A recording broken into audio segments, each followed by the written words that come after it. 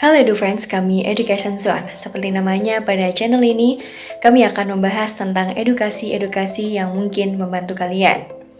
Seperti teori-teori, pendidikan, dan lain-lain.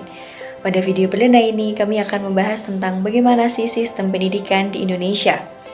Pendidikan memiliki peranan yang sangat penting di dalam melahirkan generasi-generasi penerus bangsa.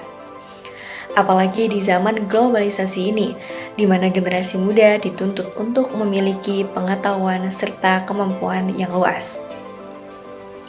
Untuk melahirkan generasi yang berkualitas, tentunya tidak terlepas dari sistem pendidikan yang diterapkan oleh setiap negara.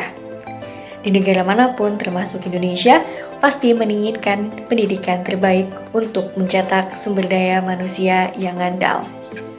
Oleh karena itu, diperlukan sistem pendidikan sebagai pedoman pelaksanaan proses edukasi yang efektif dan juga efisien.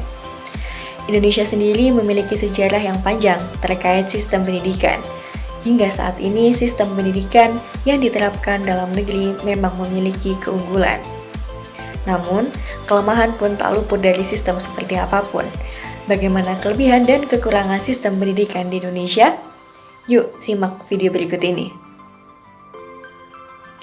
Kelebihan sistem pendidikan di Indonesia. Biaya pendidikan di Indonesia terjangkau. Peserta didik di negeri ini tak perlu menghabiskan banyak biaya untuk pembayaran fasilitas pendidikan. Negara sudah menanggung biaya tersebut. Menurut Menteri Keuangan Sri Mulyani Indrawati, dana anggaran pendapatan belanja dan negara atau APBN yang dialokasikan untuk pendidikan ialah sebanyak 20%.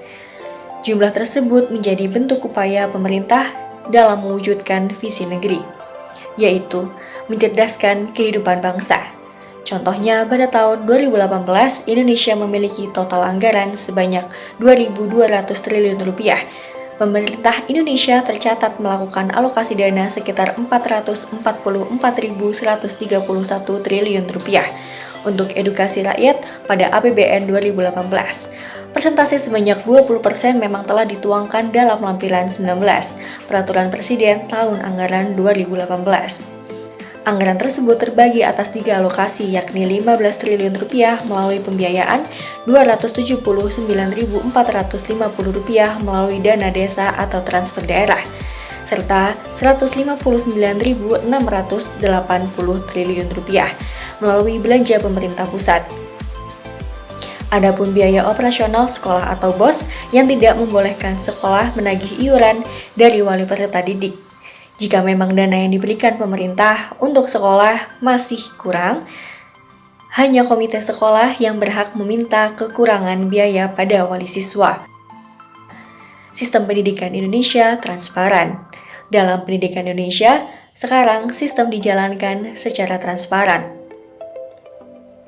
Berkat hal ini, wali murid dapat mengawasi proses pembelajaran dengan mudah dan jelas. Wali peserta didik pun bisa ikut serta mengembangkan kecerdasan dan keterampilan para murid sendiri berdasarkan proses pembelajaran di sekolah. Kurikulum Indonesia disusun oleh orang-orang yang ahli dan berpengalaman. Dahulu, kurikulum hanya disusun oleh para ahli. Namun, sejak adanya kurikulum 2013, guru sebagai praktisi juga bisa terlibat dalam penyusunan kurikulum. Terlebih, guru adalah orang yang langsung terjun ke lapangan, sehingga diharapkan dapat mengetahui materi-materi yang dibutuhkan dan menggali bakat para peserta didik.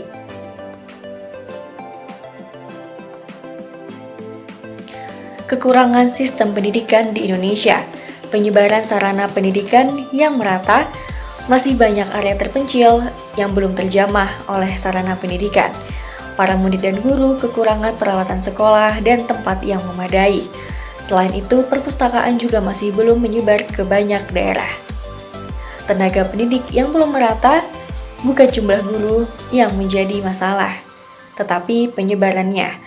Kebanyakan tenaga pengajar bekerja di daerah perkotaan. Sementara itu, daerah-daerah yang masih tertinggal kekurangan jumlah guru yang berkualitas. Kurikulum masih bersifat teoritis. Sejak awal, kurikulum Indonesia masih mengandalkan teori-teori saja. Ketika pelajaran menyelesaikan pendidikan, tidak ada banyak hal yang bisa mereka lakukan.